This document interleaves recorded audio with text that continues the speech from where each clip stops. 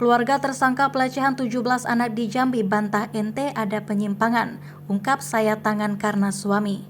Aksi saling lapor dan bantah kasus pelecehan 17 anak di Jambi dengan tersangka wanita berinisial NT alias YS terus terjadi. Setelah NT alias YS ditetapkan sebagai tersangka kasus pelecehan, kini pihak keluarga NT mulai angkat bicara. Mereka membantah semua keterangan penyidik pihak Polda Jambi yang menetapkan NT sebagai tersangka. Kakak kandung NT yakni M juga membantah keterangan suami dari adiknya tersebut yang mengatakan NT memiliki penyimpangan hingga menyayat tangan menggunakan silet.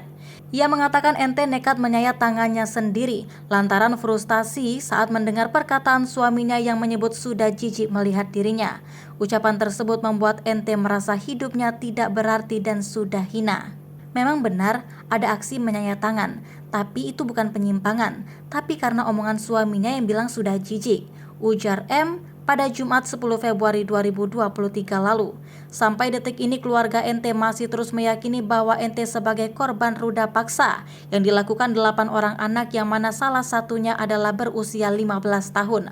Serupa juga diungkapkan oleh bibi NT berinisial SM, mengaku keponakannya tersebut tidak mungkin melakukan pelecehan terhadap belasan anak. Sekarang kami minta keadilan untuk keponakan kami ini.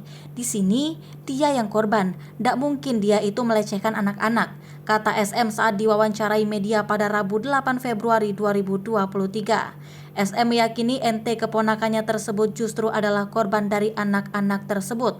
Pasalnya, di tubuh NT ditemukan banyak luka.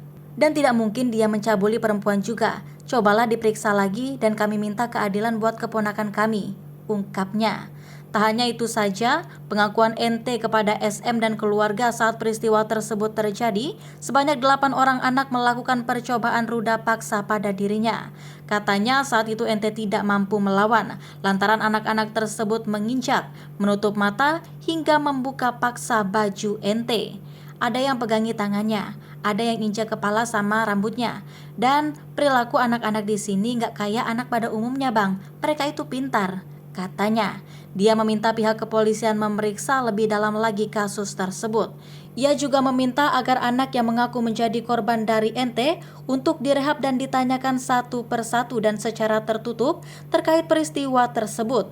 SM meyakini anak-anak tersebut sudah diarahkan. Pasalnya, satu di antara anak juga sempat mengakui telah melakukan pelecehan, namun keterangannya justru berubah dan jadi terbalik. Mungkin ada dalang di balik ini, karena ada yang ngaku bilang, ya kamu dipegang-pegang Ayu itu, kata SM mengulang ucapan salah satu anak tersebut. Kemudian ayah kandung NT juga ikut angkat bicara. Ia berharap Polda Jambi dapat melakukan penyelidikan yang berimbang. Selain menggali keterangan dari keluarga NT, ia juga berharap polisi memeriksa lagi satu persatu anak tersebut. Pasalnya, ada anak yang sempat mengakui perbuatan tersebut.